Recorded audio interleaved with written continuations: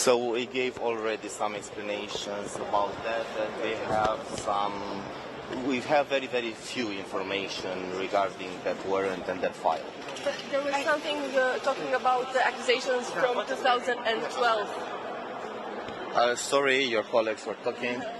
They were talking about accusations from 2012. Why Yes. come back now? We don't know. As far as we know, this investigation was already closed. We don't know if this investigation is reopened, if there is any new evidence submitted by the authorities. There are only legal suppositions at this moment. Sorry, I have to go. I have trial in another court today. Why don't Tristan Tate want to leave? Why don't They want to live there after they will finish the trial in Romania, as it is correctly. During the press conference towards the end of last year, you were talking about this whole case, saying something along the lines of it being financially motivated. It's not about me. It's not about me today, and we are not talking about the financial motivation or not. We are talking about this European warrant, okay? Thank you so much. I have to go.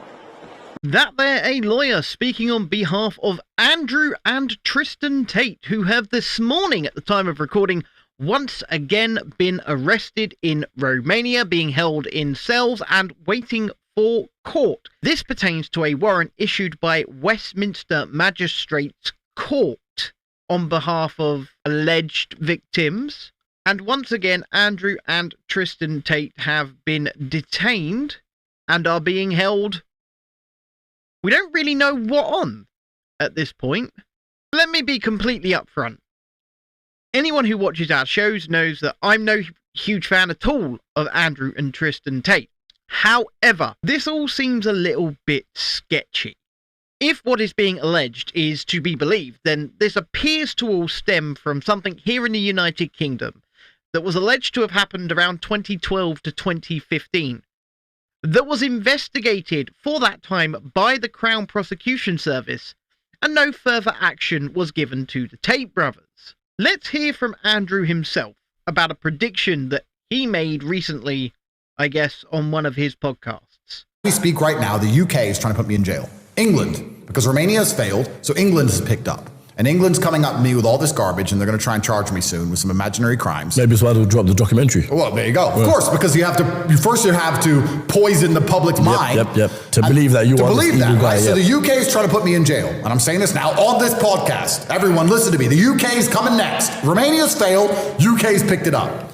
And as the UK try and put me in jail, I sit and I wonder. I say, imagine being a prosecutor. I probably shouldn't say this stuff. I'm just going to say it. And you get paid, I don't know, $3,000 a month or whatever, $2,000 a month. And you're sitting there just looking through my whole life for months. Oh, he made money. Oh, that's a lot of money. That must be a crime. Oh, a Ferrari. Oh, that's a crime. Oh my God, he has a nice watch. Crime. Seemingly predicting what has happened here. Now, up front, I'm pretty much only reporting on what has happened because I can't really give a fair opinion as to what may or may not have gone on here. Because I am biased. I'm no Andrew Tate fan. However, I'm not going to put that spin on this reporting here because honestly speaking, it is confusing. It doesn't make much sense to me. And realistically, I want to hear from the audience. I want to know what the audience think about all of this. Is, as Twitter trends say, Top G innocent? Should we hashtag free Top G? Free the Tate brothers, or do we think there might actually be something here? This seems to stem from a crowd justice campaign from the alleged victims of this previous thing. They raised about £35,000 to bring what appears to be a private prosecution. It doesn't appear to be a civil case because you're not going to get really arrested for a civil case. So are we just sidestepping the Crown Prosecution Service now and issuing international arrest warrants for things that the Crown Prosecution Service said had no merit at the time? I honestly don't know. But this is one of the most famous men in the world, and that might not be for the best reasons, or for some it might be for the best reasons. I'm not going to pick a side here. And once again, Romania have put him in custody and are seemingly ready to help level charges against him regarding something in the United Kingdom. And as you heard from Andrew himself, he predicted this would happen. He knew this was coming down the pipeline. When he says, quote unquote, matrix attack, which is one of his favourite phrases to use, does he have a point here? I can't answer that. So I'll leave that down to you guys in the chat. Before I get out of here, let's see some footage of them just a few hours ago arriving at court. London, why do you think they open the case?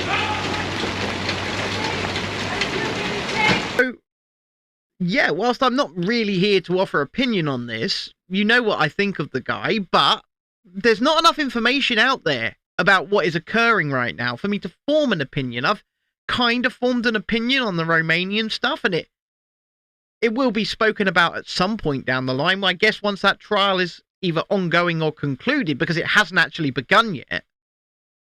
But we will keep an eye on this because it's very, very interesting indeed. Man makes a prediction, prediction comes true. Was he just given a heads up, hence the prediction? Who knows? Let me know down in the comments. Is this an attack against Andrew and Tristan Tate, or is this something else? Do you think they've actually done something worthy of this, and even the Romanian charges? Let us know. And if you've enjoyed this video, don't forget to subscribe to the channel if you haven't already. Click the like button, share it out, and if you would like to support us further, you can become a channel member right here at Chasing Dissent. Anyway, won't waste any more of your time. I'm getting out of here. Bye.